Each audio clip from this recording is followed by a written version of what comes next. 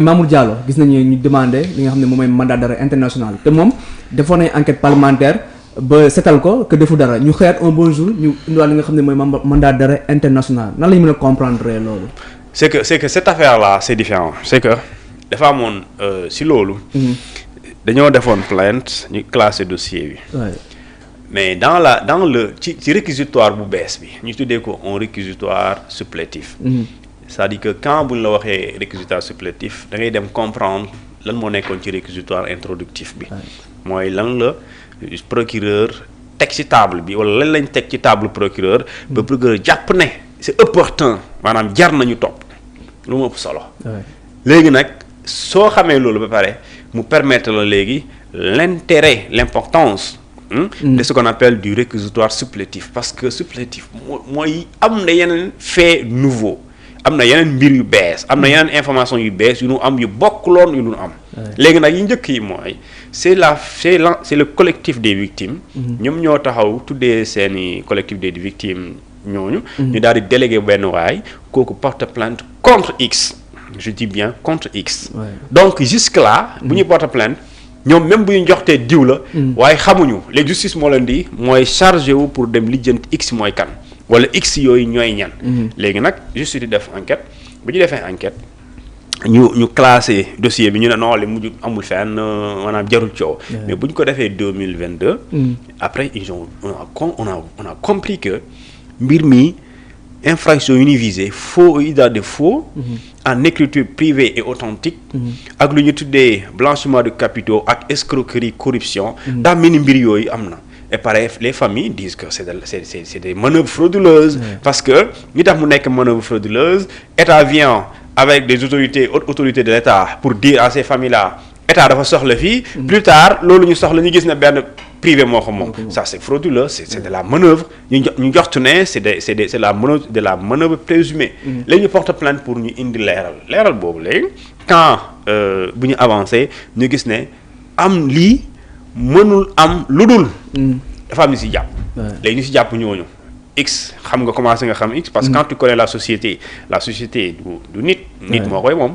nit moo koy diriger. nit boobu noonu boo xamee. bon peut-être il n'est pas seul. moo tax justement genre yi bu amee quand il y a ce qu'on appelle le délit de blanchiment de capitaux.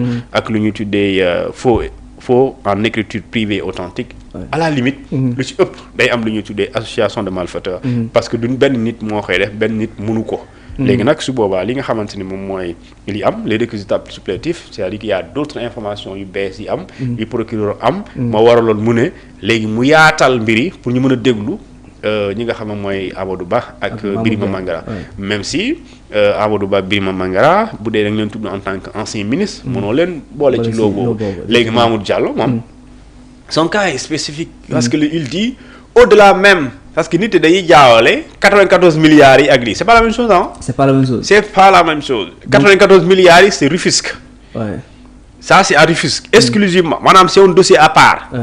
mais fii nii c'est un dossier aussi à part boo xamante ni 94 milliards yële. moo mag beaucoup de Sénégalais yi toog fii. dossier bu yàgg la waaw boobu yàgg na. donc maintenant les dossiers les 700 millions yii nii. ce sont des terrains. qui se situe en Ngor soo demee Ngor Almadi ci commune boobu di nga fa gis terrain titre foncier TF.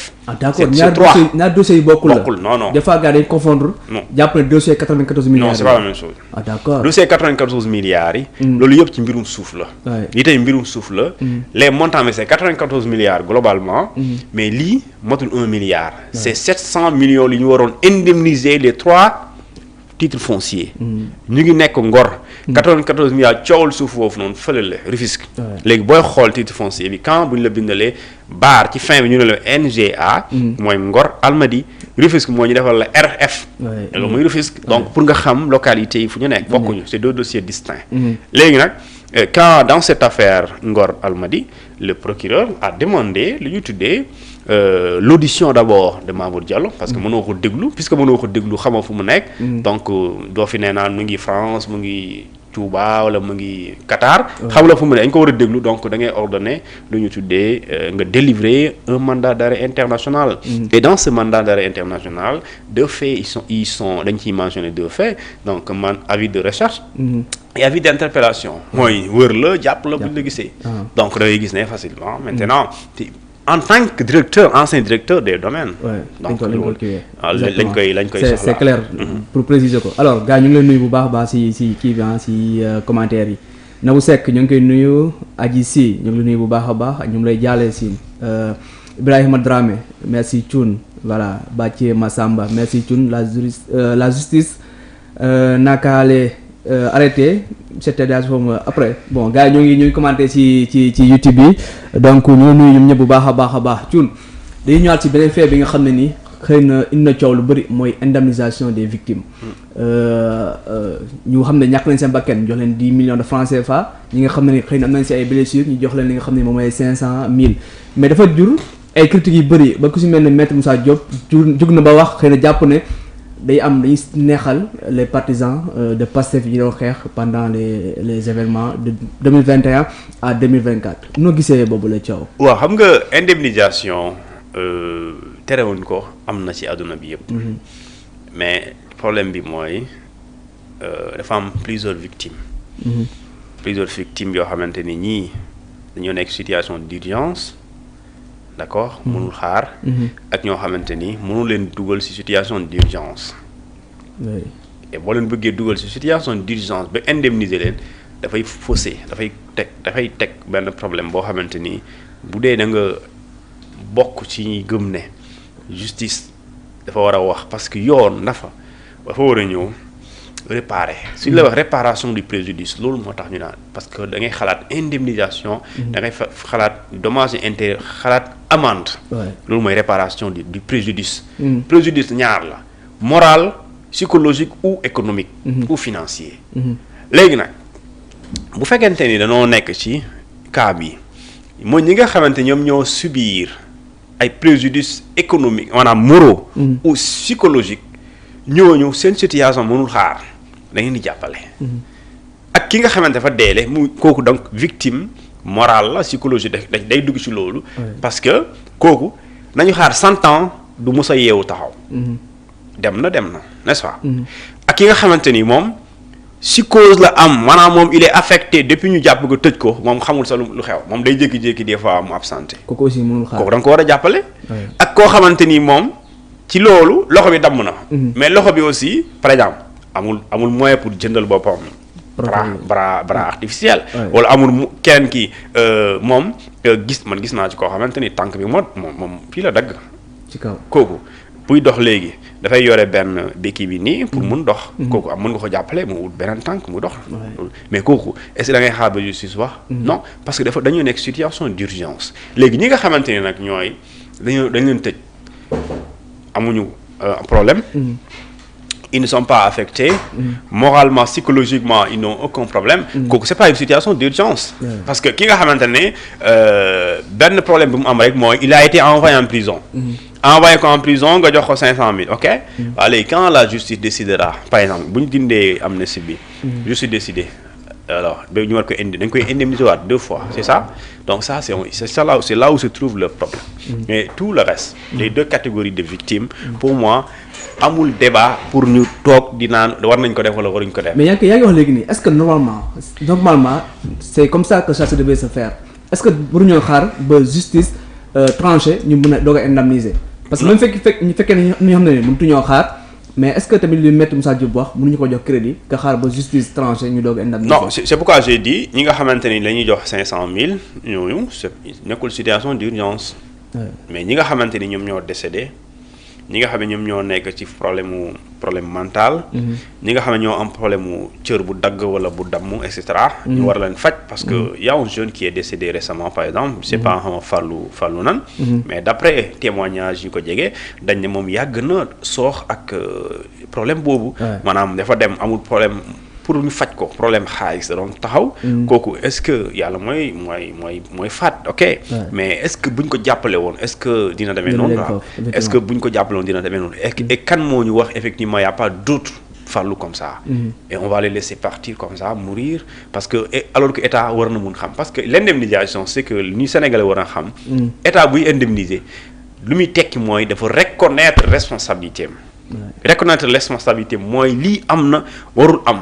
su amul li warul am su amee lan mooy sama taxawaay mooy jàppale sama askan loolu mooy responsabilité état loolu mooy indi indemnisation maintenant il y a ce qu'on appelle indemnisation extrajudiciaire loo xamante ne di justice moom moo wax mais dafay am situation état décidé ñëw jàppale askanam Côte d'Ivoire il y a eu cette même histoire entre 1990 ba 2011 ces événements là li am Côte d'Ivoire le gouvernement Ouattara, à travers son ministère de la Solidarité nationale, mais dafa recenser toutes les victimes, les décédés, ak ñi nga xam ne ñoom ñoo les rescapés mais jëlee ci séquelles ñoo ñëpp lañ indemniser et c'était pas la justice qui a organisé un procès d'ailleurs il y a pas un procès sur les événements ivoiriens en 2011 mais justice moo taxaw recensé à travers le ministère de la Solidarité nationale ñu indemniser loolu du problème bateau Joola bi par exemple il y a pas une justice benn décision de justice génnul taxaw wax par exemple diw moo tax bateau bi soox tëj nañ ko léegi nañ fay xat ñi nga xam ñoo les victimes non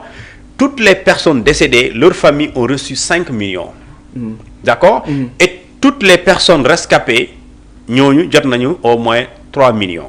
Et pourtant, jamono jooju, il y a pas eu de bruit, sauf que c'est l'agence judiciaire de l'État, moom moo lijjanti cas boobu ba recenser les victimes, les décédés, ak ñi nga xam ñoo nekk les rescapés, jàppale seen famille yooyu. Maintenant, fii aussi fenn rek la am tuuti te mënoo jàppoon naa ne war na mun xaar mooy les 500 000 qu'on donne à toutes ces personnes qui ont été envoyées en prison et qui se retrouvent pas dans une situation d'urgence du point de vue social, médical et psychologique. yooyu mënoon na xaar.